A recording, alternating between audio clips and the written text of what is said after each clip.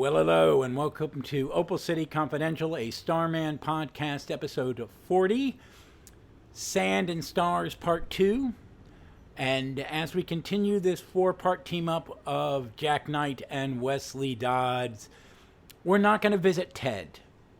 We're going to visit Wesley at four different points in his career. The first one being 2 weeks ago, World's Fair Comics #1. Today we'll be going back to Adventure Comics 69.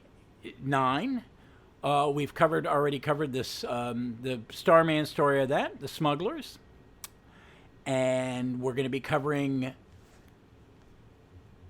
the Sandman story. And I picked this one because one, it is the first Sandy, and it is the first one of him in his yellow purple costume. And it is titled, hold on, I'm pulling it up. Well, my screen's closed. But I read it for the first time real quickly tonight, twice, because I wanted to read it on online. It is called The Case of the Giant Bees. And we're going to cover these two tales. Well, let's first get started with Sandman Volume 2, number 21. And let's get some pertinent data from the DC Fandom Wiki. This comic was published on June 5th, 1996. Cover dated August 1996. The title, again, was Sand and Stars Part 2. It has a wonderful Tony Harris cover. It is edited by Mike Carlin. Executive editor is Mike Carlin. I have said some mean things about Mike Carlin as an editor, and they're just personal because he made some professional decisions that really kind of burned my back end. But he is a good editor. He edited Superman and a lot of DC very well for many years. This one is written by James Robinson, of course. Pencils, Tony Harris. Inks, Wayne Von Graubadger. Colorist, Gregory Wright. Letterers, Bill Oakley and NJQ. Editor, Archie Goodwin and Chuck Kim. It features Jack Knight and Wesley Dodds, of course. Supporting cast, Dian Belmont. Protagonist, Warren Gale. Starman, Ted Knight is seen in flashback. This has been reprinted 3 times. Starman Wicked Inclination, tradeback. Starman Omnibus Volume 2, soft and hardcover. I have sold all my Omnis 2 through 6 due to me screwing up my finances, but I have the compendiums, which is where I read it, where it has been reprinted again. The synopsis, a nice short one sentence. Wesley Dodds and Starman go to an airfield compound outside New York City. Jack breaks in and is captured by a guard. That is a little overly simplistic.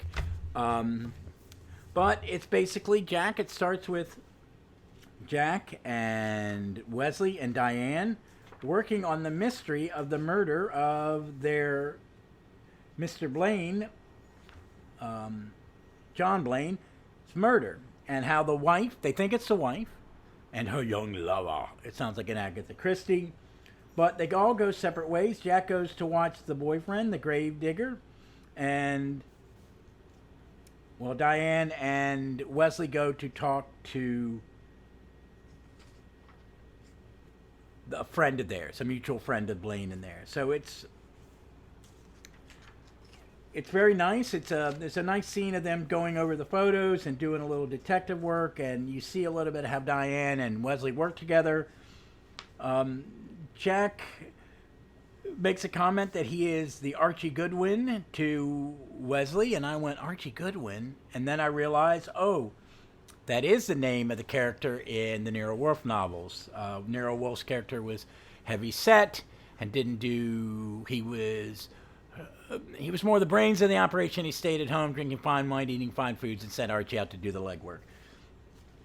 But Wesley doesn't know that reference because he's just a detective, where Dian and Jack are both have a fondness for literary detectives. But Jack is watching the boyfriend, and he's thinking about things. And I love this. He brings up Shakespeare. I love Shakespeare.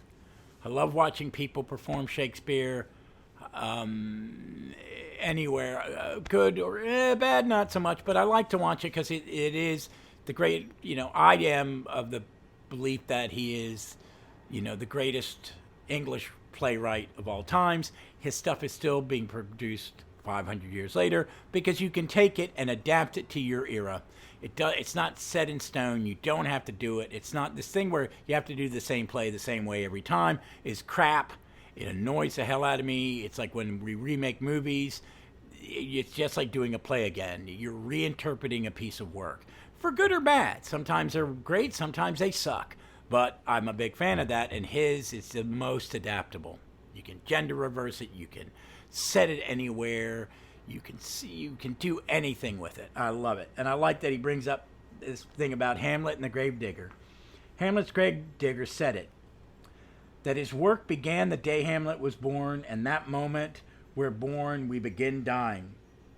I fear death. No, not death, but dying. How not death and whatever follows, but the act of aging into nothing. Old actors, movies show them young, sharp, cool. They grow old, they lose everything they had, they grow weak. Sometimes I think James Dean did it right. Make 3 great movies and split on beautiful wheels. The world will never forget you. Linger on, get pushed around in a wheelchair like Cagney, gets Alzheimer's like Rita Hayworth, and the world tries to forget you. But it's just too painful otherwise. I don't want that. To be the hero equivalent of that. To become Wesley Dodds or Jonathan Law or Daryl Dane, some old forgotten soul. I fear that. Becoming such as they, more than any rooftop, skyline demon, or peril in the sky. I admire Dodds. I do. Everything he was.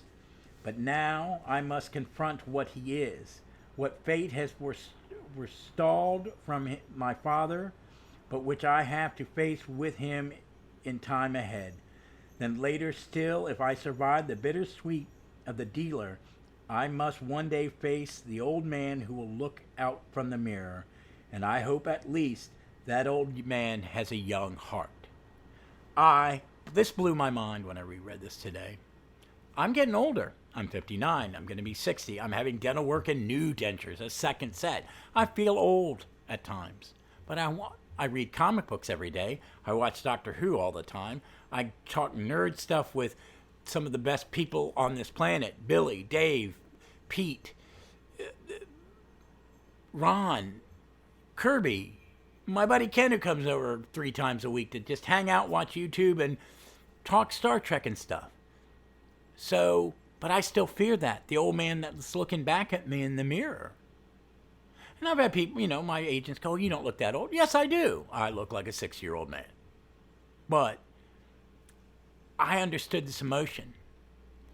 And I had a hero in my pops. And I knew him as like in his 30s when I was born, when he was 40s, 50s. But when he got to be 92, I look like him. And I saw, so it's kind of like to see someone I loved and respect to be old. And this really hit hard. And I really love that that's in this, because he's talking about a hero somebody admires.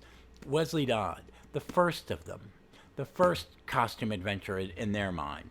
Crimson Avenger is really the first in the DC universe. But it is such a good thing. That's why I read it inside here. I just loved it. So, while he's thinking all this, he's watching the boyfriend, and then there's boom, boom, machine gun fire. He flies across, and there's a guy in a mask shooting a machine gun at him. And the guy gets away. Then we cut to Wesley at the airfield, talking to the business partner, Blaine, who was into airships. He was going to bring back airships, which I like that. I think we should bring back airships. I think it's cool. It's a cool thing. And, he's trying to get some information out of the guy, but he knows that it's, there's someone else. There's another business partner. And the guard here is wearing a very Nazi-like kind of uniform, but it is very pulpish, too, like the bad guys and thing. Jack breaks into the guy's apartment and gets into his computer. So that'll come up. Then we see Diane. She's at the jail talking to the wife. and she was like, I didn't want him dead. I was going to leave him, and we were just kind of squirreling money away to get away. But she's blaming the boyfriend. But Jack finds out Jason kept a diary on his computer. And they've come to figure things out. They get together. And Dodds comes up with it. Jason Turner followed astrology. Somehow he and the one who hired him got to talking about it. He noted the killer was a Gemini. What if I got into Gail's compound? What if I accessed employee records? Look for people with a birthday that falls within the late May, early June that might narrow down things. Because Jack had found, I forgot this part, his journal didn't say who all it said that was one that hired him of a team, worked for Gail. Gail doesn't know, though. All this, Blaine's murder, everything is to bring Gail down. Should we tell him? And so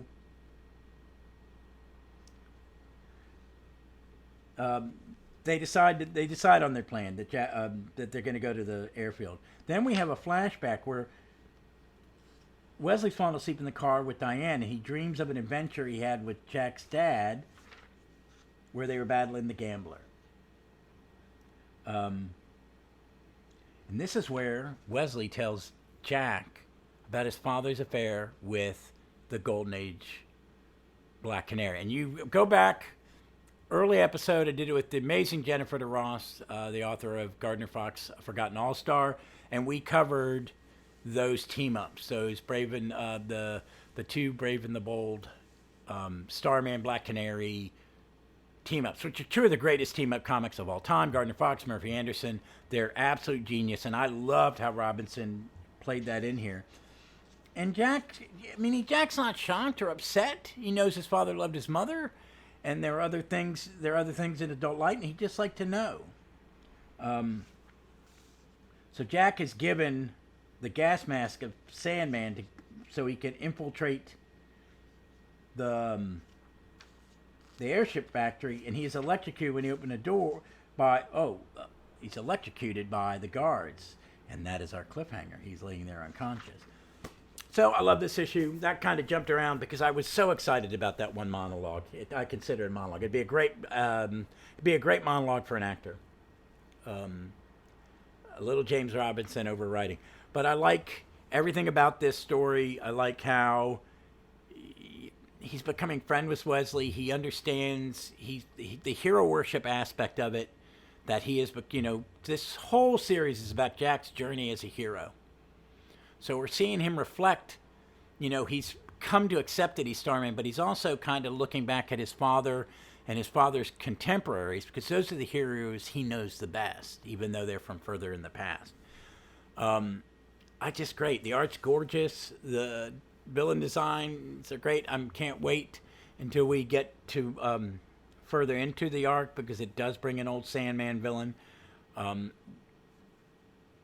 into it. I don't know if I'm going to pick one of his stories. I don't know. I have an idea, but we're going to move on to Adventure Comics 69, the Sandman story. We've covered in this already way long ago. Adventures of the Singapore Stranglers, the Starman story in this. But the Sandman story in this one is The Case of the Giant Beast. It's an 8-pager, written by Mort Weisinger, who I mentioned a lot in My Legion Adventures. There will be more I Legion Adventures, folks, once my life quiets down. Maybe this weekend, because I've got a few days off while I'm recovering from the denture work. Its pencils are by Paul Norris, inks by Chad Grothkopf, unknown colorist, and letters by Grothkopf. Features Wesley Dodds, Sandy the Golden Boy, his introduction, Bess Buford, Mr. Butsford, the Queen Bee, villain and insect.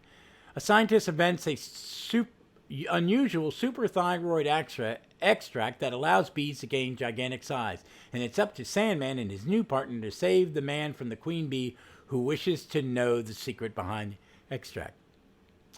The new costume for Sandman, pencil credit verified by Paul Norris per Craig Beach, and inks confirmed by Grothkopf. Norris was told to draw the story in Bob Kane style, writer identification by Jerry Bales. I love this site. I love the Grand Comic Book Database. This was a really good. I liked it. It was a fun little 40s comic. I think. I really think the art, in a lot of ways, is. I do complain about some Golden Age art. I'm not keen on it. I don't think it's some of the greatest. But in this, I really did. I liked how the story's told. The Sandman's in a crash with. His car crashes at the beginning, and he's in his new costume. It's got a cape. Sandy's watching, and he just happens to be there at the time, and they go on their little adventure, and it's just beautifully drawn, just stunning art, and it's just a silly little comic. These are great. I mean, I'm not going to really dissect it because it's an 8-page Golden Age comic, but it's got giant bees. It's got the scientist and his daughter, and it's just a really good comic. I read it online. I would love to get the Golden Age Sandman archives and the Simon and Kirby. We will do one Simon and Kirby Sandman, because I think you got to touch on it. But I really want to haven't picked that one out yet. But it's really neat. It's fun. I do prefer the detective in the fedora and the suit and the cape. And he will return in that costume for the fourth one, which will be the return of Sandy in Justice League, which was my first real Sandman story. So I thought I'd add that. All right, folks, kind of make this quick because I got to go to bed and I still got to finish this and post it or get it ready to post. And I want to thank you all for being such good supporters. I did not drop 444 episode 2 because I got wrapped up in watching Doctor Who for Gallifrey's because we have new Who, and my mouth, I had some teeth extracted last week, and I was having a lot of pain issues from the few days afterwards with the bone knitting, so I had to take a break. So, folks, I am having dental work, so I may not record anything this weekend. Hopefully, maybe by Sunday. I will record on Saturday, sore mouth or not, because there's a new Doctor Who, and me and Melvin Pena, my guest, who's going to be my guest for the new Doctor Who's. It's new Who, so I got to talk about it quick. But hey, folks, as always, thank you for listening. Be safe, be smart, be kind to one another, and read some comics.